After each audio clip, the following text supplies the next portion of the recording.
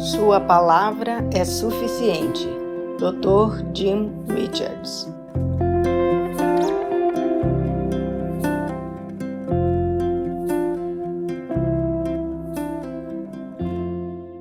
Por que não é suficiente para nós ler a Bíblia e acreditar que o que a palavra diz se aplica a nós? Queremos que Deus fale conosco pessoalmente, ou talvez até mesmo audivelmente. Como somos diferentes dos filhos de Israel, temos dificuldade em acreditar, assim como eles fizeram, que Deus pode nos fazer triunfar sobre probabilidades intransponíveis. Em vez de misturar fé com a palavra, esperamos que Deus fale conosco individualmente. Pode parecer que estamos exercendo fé quando fazemos isso, mas o que realmente estamos fazendo é limitar Deus. Na verdade, estamos dizendo que sua palavra escrita não é suficiente para nós hoje, mas a sua palavra é certa, 2 Pedro 1,19.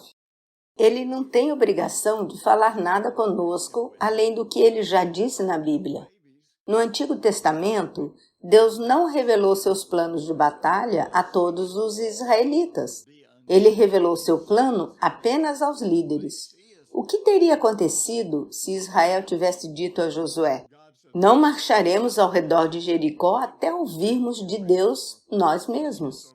Sem dúvida, eles teriam acabado como a geração anterior e morrido sem entrar na terra prometida. Os exércitos de Israel agiram na palavra de Deus com fé e venceram a batalha.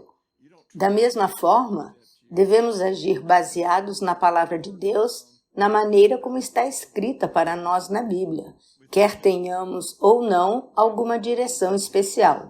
Mesmo que Deus lhe desse uma palavra especial, ainda exigiria fé de sua parte para crer e agir de acordo com ela. Paulo disse aos Tessalonicenses que a razão pela qual a palavra de Deus operou tão efetivamente em suas vidas foi porque eles não a receberam como a palavra de homens, mas como é na verdade a palavra de Deus que efetivamente opera também em vocês que creem. 1 Tessalonicenses 2,13. O que realmente estamos dizendo quando nos recusamos a crer na palavra escrita de Deus? A Bíblia afirma claramente que Jesus morreu por todos e não é a vontade de Deus que ninguém pereça, 2 Pedro 3,9. Mas as promessas de Deus não são automáticas. Pessoas morrem e vão para o inferno diariamente. Deus deu a cada um de nós uma vontade própria. E Ele não viola nosso livre-arbítrio para forçar sua vontade sobre nós. Quando nos recusamos a aceitar as promessas da Bíblia como sendo verdadeiras para nós, estamos limitando Deus. Se a única maneira de Deus cumprir as promessas em nossa vida for violar nosso livre-arbítrio e nos forçar a receber as promessas, isso nunca acontecerá.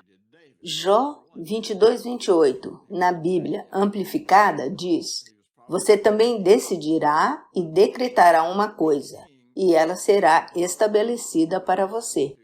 Deus nos disse qual é a sua vontade. Devemos decidir se queremos a sua vontade em nossas vidas. Ele diz que devemos estar dispostos a comer o bem da terra. Muitas pessoas querem as boas coisas de Deus, mas têm medo de tomar uma decisão em relação a isso. Se está na palavra de Deus, é a sua vontade. Se for a vontade dele, precisamos decidir fazer dela a nossa vontade. Precisamos decretá-la corajosamente em nossas vidas. Então ele a estabelecerá. Jesus disse: "Peçam o que quiserem quando orarem." João 15:17. Sabemos qual é a vontade de Deus porque a Bíblia nos diz. Devemos estabelecer nossa vontade em concordância com a vontade de Deus para nossas vidas, crendo no que a Bíblia claramente nos diz. Se não fizermos isso, Deus não violará nossa vontade para nos forçar a receber as promessas. Se estabelecermos nossa vontade em concordância com a dele, crendo no que a Bíblia diz, então ele tem algo que pode abençoar. A palavra de Deus é absoluta, porque o caráter de Deus é absoluto, e ele não muda. A Bíblia diz: não importa quantas promessas Deus já fez, elas são sim em Jesus. 2 Coríntios 1:20 NVI. Se você está em Jesus, então cada promessa na Bíblia é para você. Em Mateus 8, um centurião veio a Jesus em favor de seu servo que estava doente. Jesus disse: eu irei e o curarei. O centurião não havia imposto nenhuma limitação a Jesus. Sua fé não estava baseada no cumprimento de alguma fórmula religiosa para que a cura ocorresse. Ele não acreditava que a cura só poderia ocorrer se Jesus fisicamente impusesse as mãos sobre o servo ou se o servo fisicamente se aproximasse o suficiente de Jesus para tocar a bainha de sua vestimenta. Ele acreditava que Jesus só precisava dizer a palavra e seu servo seria curado. A Bíblia nos diz que Jesus ficou maravilhado. O que havia de tão surpreendente nas palavras do centurião que fez o Filho de Deus se maravilhar? Os filhos de Israel tinham a palavra escrita de Deus, tinham a aliança e ainda assim nenhum deles entendia a fé e autoridade como esse centurião romano. O centurião havia compreendido o fato de que a palavra era suficiente. Todo o resto era forma, ritual, superstição ou mera coincidência, que não tinha nada a ver com a cura ou não de uma pessoa. Jesus era um homem de autoridade e o centurião reconheceu sua autoridade. Sua palavra era suficiente. Sua palavra ainda é suficiente.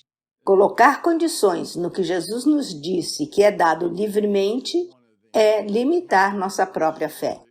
E quando limitamos nossa fé, limitamos o poder de Deus em nossas vidas.